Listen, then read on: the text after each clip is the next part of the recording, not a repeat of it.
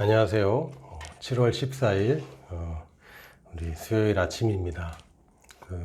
함께 새로운 피조물 고백기도집 52페이지 나는 시온에 속한 자로서 예수 이름의 권세를 가지고 있습니다 라는 주제의 두 번째 성경 구절 함께 나누겠습니다.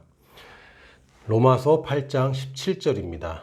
자녀이면 또한 상속자 곧 하나님의 상속자요 그리스도와 함께한 상속자니. 자녀이면 또한 상속자 곧 하나님의 상속자요 그리스도와 함께한 상속자니. 자녀이면 또한 상속자 곧 하나님의 상속자요 그리스도와 함께한 상속자니. 상속자라는 말이 이제 세 번이나 나오는데, 사실은 상속이라는 것 자체가 경험하신 분들도 있고 경험하지 않은 분들도 있을 겁니다. 부모님이 지금 살아계시는데도 상속해오는 경우도 있어요. 그래서 상속하는 게 경험이 있으신 분들도 있겠는데, 상속을 보면 뭘 잘해서 상속받고 그런 거는 아니죠. 물론 이제 유서에 특별히 이 아들을 더 예뻐하니까 더 많이 줘라 라고 얘기를 하고, 그냥 그 유서나 유언 정도는 안 되고 꼭 변호사나 법적인 그 공증이 되어 있는 유언만 이게 인정이 되고, 나머지 그냥 의지 같은 경우는 법적인 효력은 없습니다. 근데 법적인 효력은 뭐냐면 모든 자녀가 똑같이 나눠 갖는다는 거죠. 장남이건 차남이건 막내건 아들이건 딸이건 원래 구별이 없어요, 법적으로. 그래서 똑같이 상속자가 되면 모든 것을 다 나눠 갖는데, 일반적인 상속자가 아니라 공동상속자라는 개념이 있습니다. 공동상속자라는 개념은 뭐냐면 자산을, 유산을 분할해서 나눠가는 게 아니라 그건 유산은 그냥 그대로 두고 공동 소유자가 되는 거예요. 이게 공동상속입니다. 이게 한국 법에도 이 공동상속 제도가 있습니다. 그래서 이 유산 자체를 분할할 때의 가치를 잃어버리거나, 예를 들면 어떤 국보급 문화재다, 그 분할하면 안 되죠. 나눠 가지면 안 되잖아요. 그럴 때는 공동 소유가 되는 겁니다. 공동 소유가 돼서 이것을 점유하거나 사용하거나 이용할 수 있는 권리가 둘에게 똑같이 주어지는 거죠. 마치 무슨 이용권이나 회원권 같은 느낌이라고 볼 수 있어요. 그래서 여기서 그리스도와 함께한 상속자라는 얘기가 공동 상속자라는 얘기고요. 그리스도가 상속받았는가, 하나님의 아들로서 상속을 받았는가, 천국의 모든 하늘나라의 권세를 그분이 가졌는가, 그걸 우리도 공동으로 소유한 자가 되었습니다.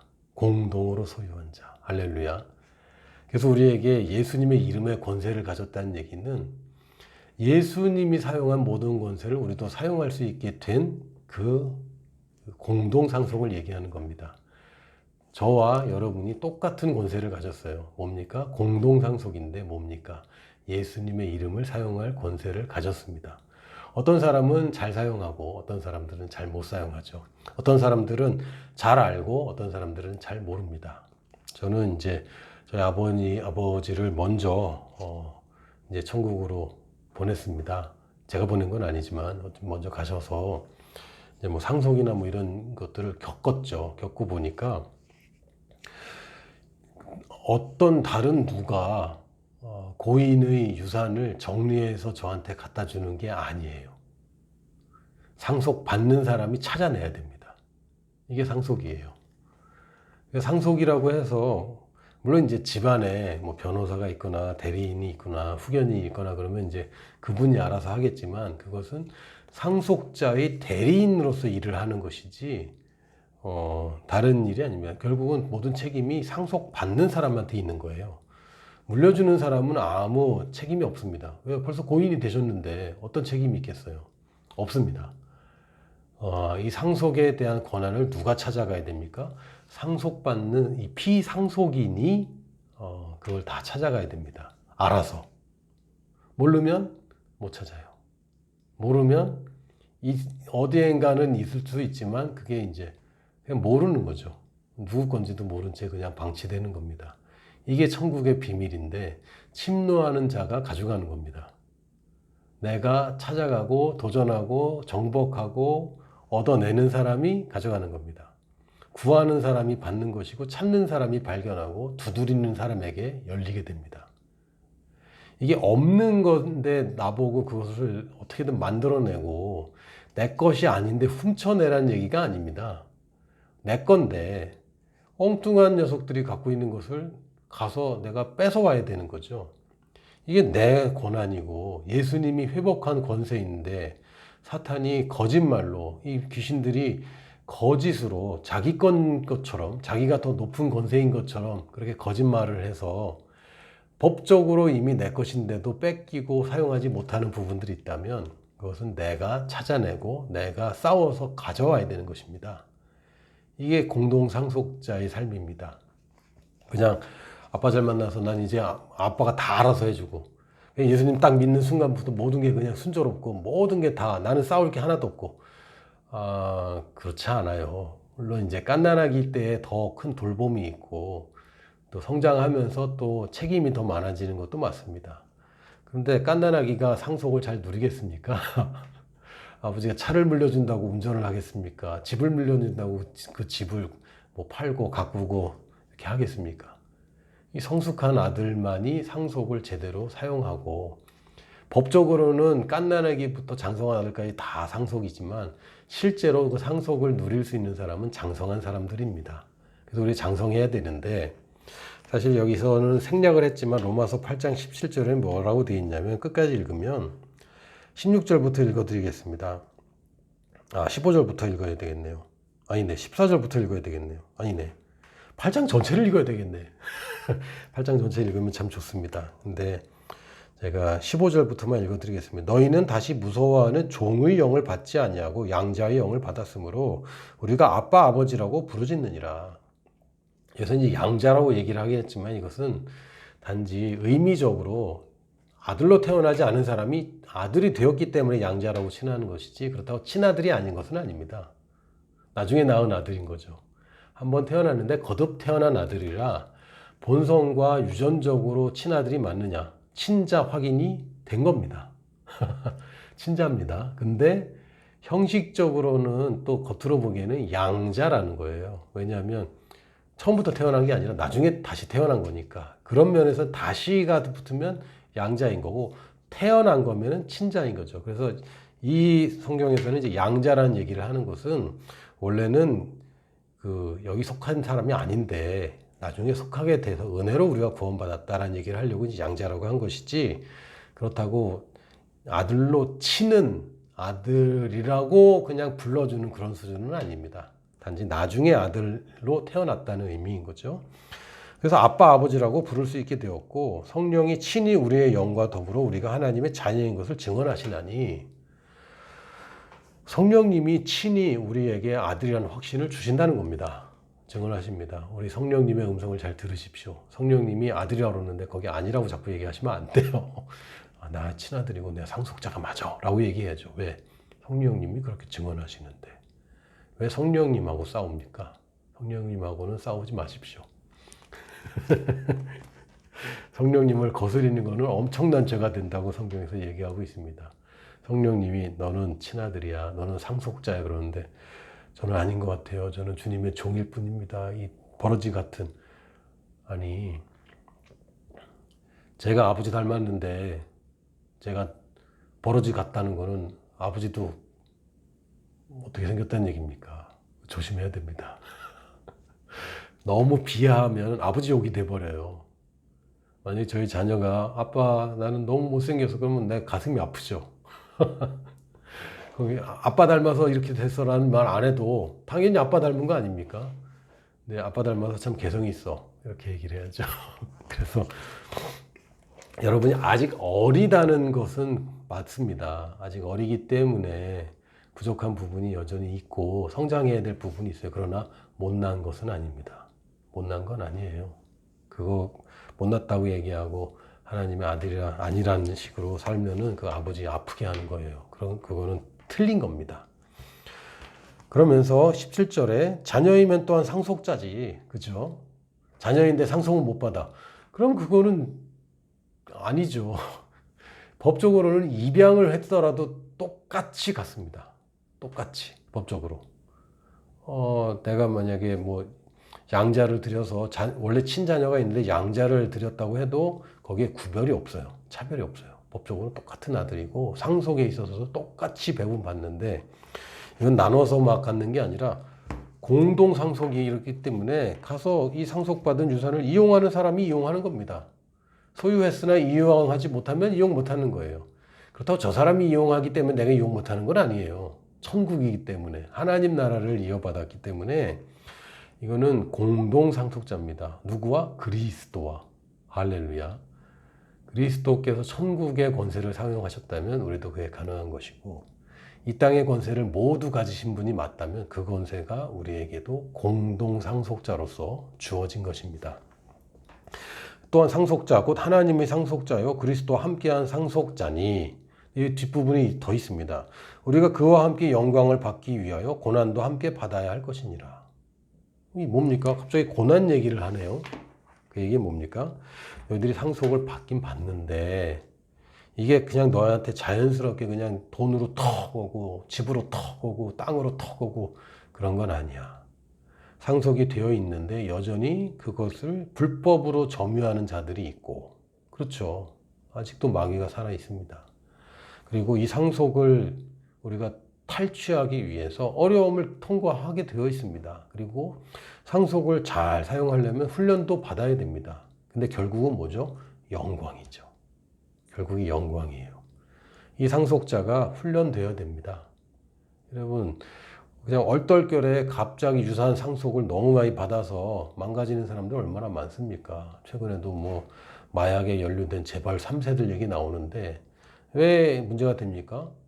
고난을 통과해 보질 않았거든요. 영광이 없는 거예요. 상속만이 중요한 게 아닙니다. 상속은 당연히 받은 것이고 그러나 그것을 잘 다루기 위해서는 훈련돼야 됩니다. 여러분이 겪고 자기 걸로 만들어야 돼. 수업을 받아야 됩니다. 그래서 좀 전에도 말씀드렸듯이 예수님 믿자마자 모든 것이 그냥 저절로 형통하게 되는 일은 없어요. 없어요. 내가 되는 만큼 되는 겁니다.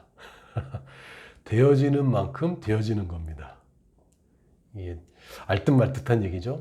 내가 되어지는 것만큼 삶도 되어집니다. 내가 성숙하는 만큼 상속의 받은 유산을 사용할 수 있게 됩니다. 상속받았다고 하더라도 내가 아직 어리면 후견인이 있어서 그걸 마음대로 못해요. 미성년자에게는 그 재산을 처분할 권한이 없습니다. 그 돈을 타서 쓰는 수준이 되는 거죠. 아니 상속자인데 왜 어리기 때문에 그래서 고난도 받아야죠. 그게 뭐 그걸 피한다고 사람이 성숙해집니까? 아닙니다. 맨날 그 모면하려고 하고 실제로 문제와 어려움을 맞닥뜨리지 않고 대면하지 않으면 결국은 우리가 잘 아는 유약한 그 이미지 있잖아요. 유약한 재벌 3세가 돼서 휘둘리고 결국은 상속은 받았으나 엉뚱한 짓 하고 결국 다른 사람이 사기꾼들이 판치는 이런 인생이 되어서는 안 됩니다. 그래서 자기가 대면해야 돼요. 어려움을 대면하고 그것에 예수님의 권세를 사용해서 그걸 사용하는 건 내가 돼야 되지 누군가 나 대신 권세를 사용하고 있는 수준에서는 그 상속받은 이 유산을 제대로 사용하고 있지 못한 겁니다.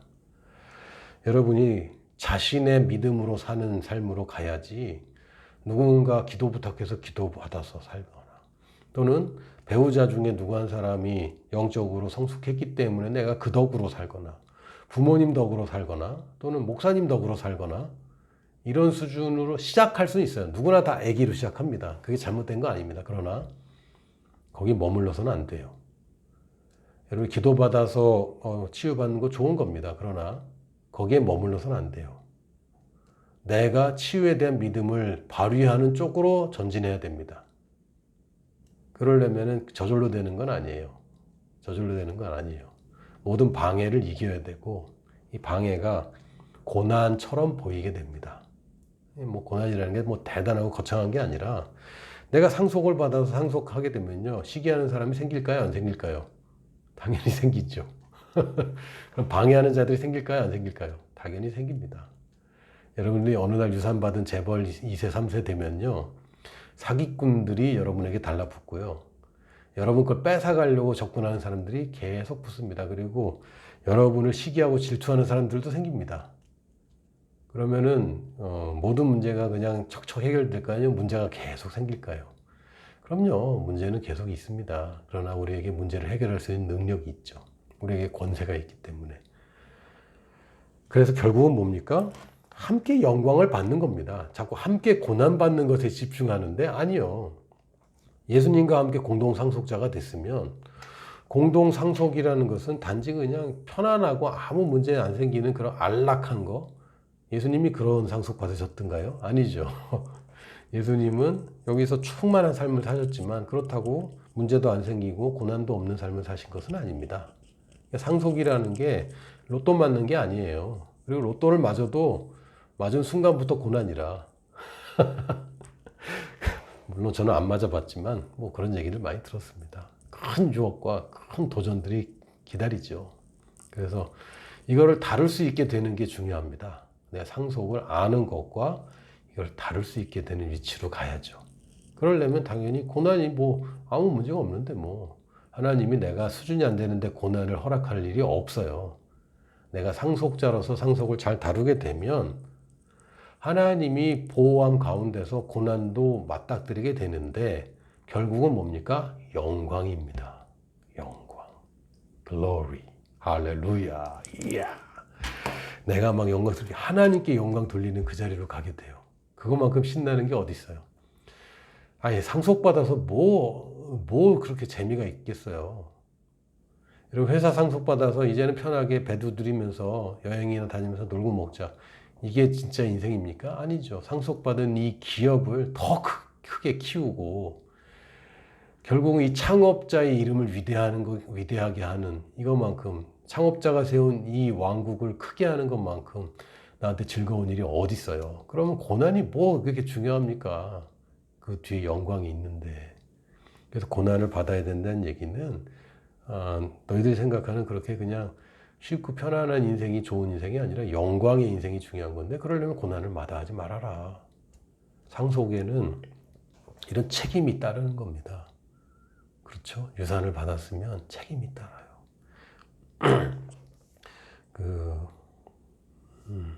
그 스파이더맨이라는 영화를 보면은 스파이더맨을 보면 주인공이 이제 뭐 거미에게 물려가고 이제 초능력을 갖게 되잖아요. 근데 삼촌이 이런 얘기를 합니다. 큰 능력에는 큰 책임이 따른다. 큰 유산에는 큰 책임이 따릅니다. 여러분 그 책임을 두려워하지 마시고 그건 그냥 다 그냥 그렇게 하는 겁니다. 사소한 것 때문에 여러분 고민하지 마세요. 고난을 이거 받으면 안 되겠다. 아니 그건 사소한 거는 영광이 큰데 무슨 소리입니까?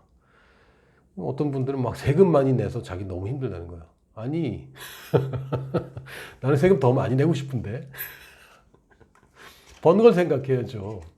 11조가 많이 늘면 여러분 그게 축복입니까? 아니면 저주입니까? 11조가 많이 늘었다는 것은 소득이 많아졌다는 얘기 아닙니까?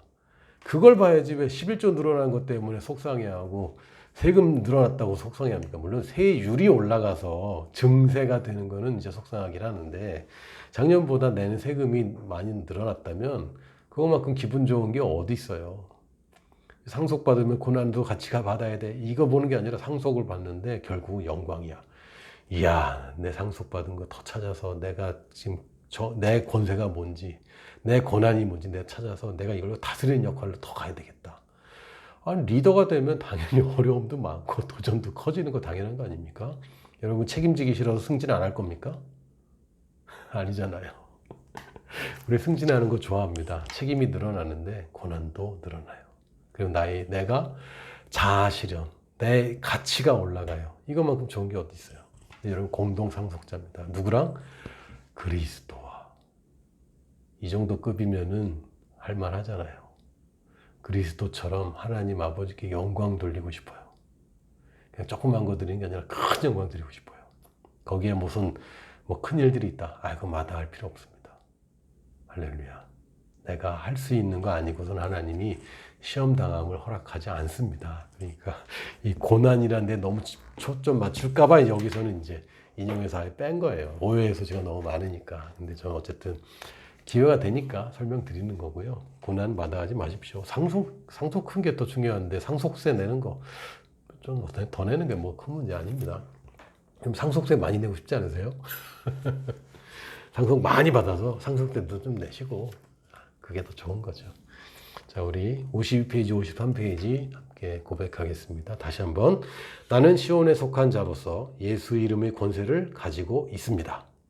예수께서 나와 말씀하여 이르시되 하늘과 땅의 모든 권세를 내게 주셨으니 그러므로 너희는 가서 모든 민족을 제자로 삼아 아버지와 아들과 성령의 이름으로 침례를 베풀고 내가 너희에게 분부한 모든 것을 가르쳐 지키게 하라. 볼지어다 내가 세상 끝날까지 너희와 항상 함께 있으리라 하시니라.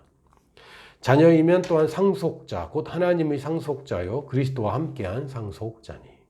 우리는 하나님께서 직접 손수 만드신 작품 그분의 솜씨이며 하나님께서 미리 준비해 놓으신 길을 따라 그분께서 우리를 위해 예정하신 사전에 계획하신 선한 일을 하고 그 안에서 그분께서 우리가 미리 계획하시고 준비하신 좋은 삶을 살며 행하도록 그리스도 예수 안에서 재창조된 거듭난 자입니다. 아멘.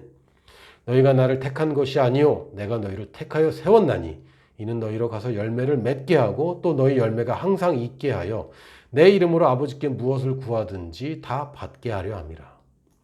예수님께서는 이 땅의 권세를 되찾으셔서 그 권세를 나에게 주시려고 나를 공동 상속자가 되게 하셨습니다.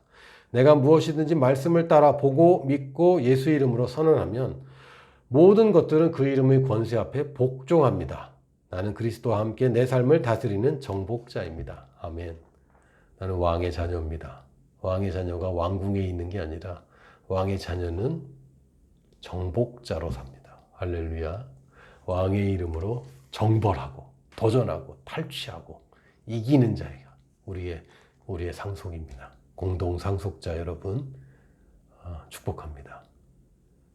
누리시고 사용하셔서 더 많은 사람들에게 이 복음이 증거되는 곳에 여러분의 상속받은 유산들이 쓰이기를 예수님의 이름으로 축복합니다. 내일 또 만나요.